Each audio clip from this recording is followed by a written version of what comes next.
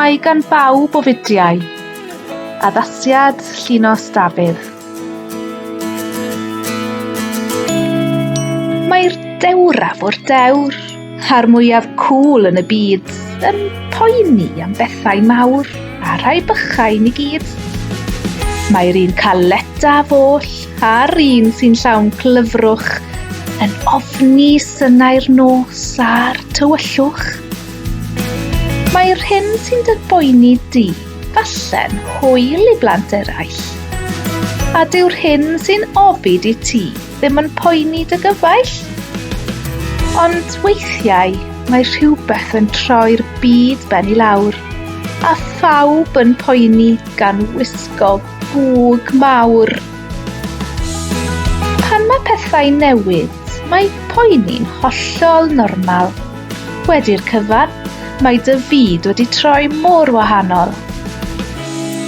Mae dy ben ar chwal, dy galon yn curo, mae'r don o ofnau yn gwneud i ti frifo.